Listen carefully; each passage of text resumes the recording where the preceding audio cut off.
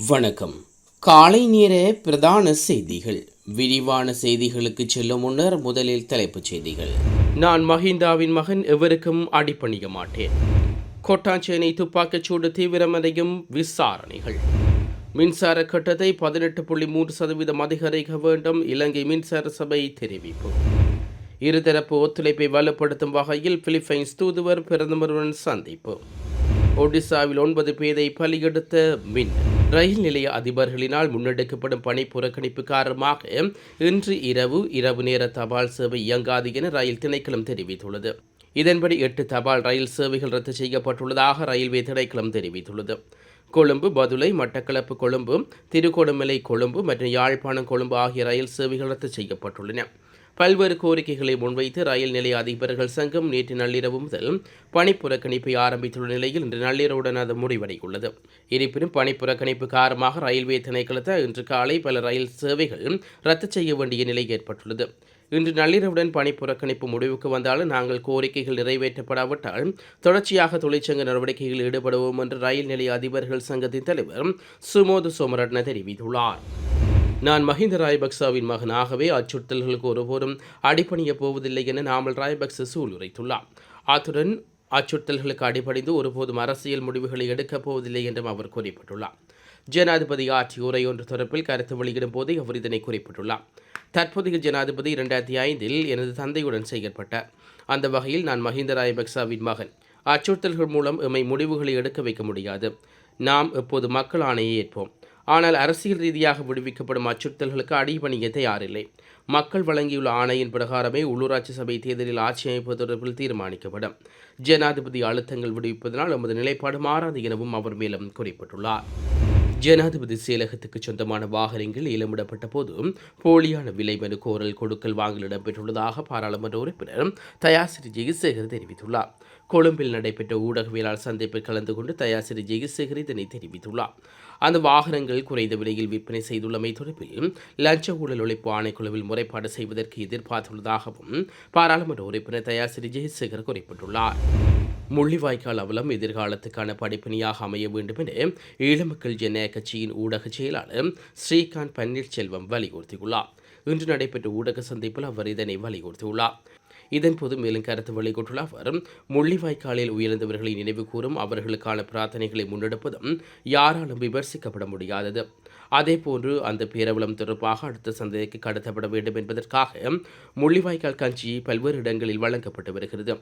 இவ்வாறான நினைவேந்த நிகழ்வுகள் நமது இனத்தின் எதிர்காலத்துக்கான படிப்பினைகளாக அமைய வேண்டும் எனவும் அவர் வலியுறுத்தியுள்ளார். செலவுகளை பூர்த்தி செய்வதற்காக மின் கட்டணத்தை 18.3% அதிகரிக்க வேண்டும் என இலங்கை மின்சார சபையை தெரிவித்துள்ளது. இலங்கை பொது பயன்பாடுகள் ஆணைக்குழு ஜூன் முதல் வாரத்தில் இவ்விடயம் தொடர்பில் இறுதி தீர்மானம் எடுக்கும் எனவும் தெரிவிக்கப்பட்டுள்ளது. இது தொடர்பான யோசனை இலங்கை மின்சார சபை பொது பயன்பாடுகள் ஆணைக்குழுக்கு அனுப்பி வைத்துள்ளது.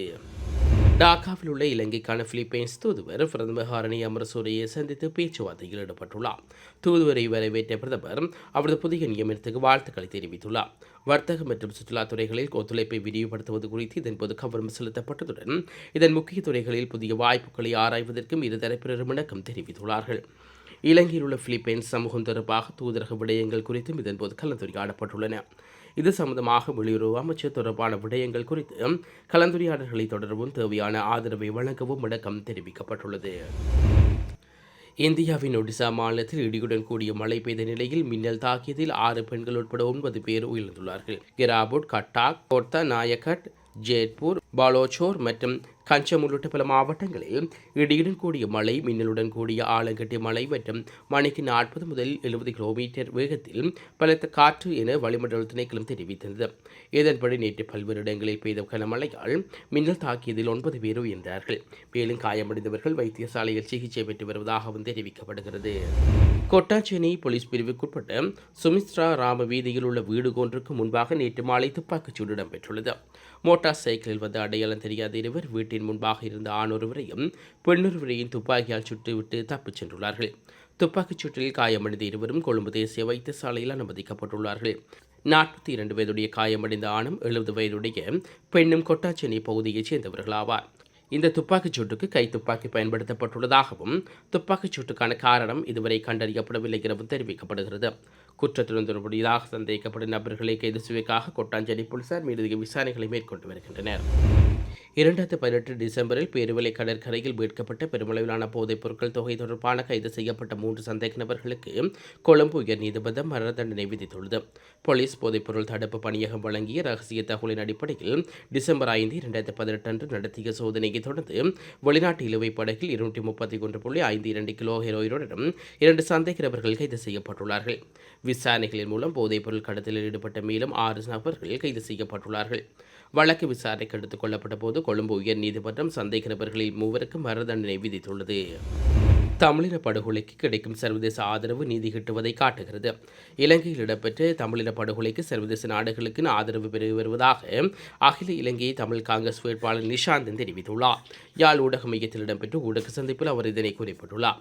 இதன்போது மேலும் கருத்து தெரிவித்துள்ள அவர், கனடாவின் முள்ளிவாய்க்கால் நினைவு தூவின் திறக்கப்பட்டமை இலங்கையில் இடம்பெற்ற தமிழின படுகொலையை சர்வதேசம் அங்கீகரித்துள்ளமையை வரலாற்றின் திருப்பு முனையாக காணப்படுகிறது.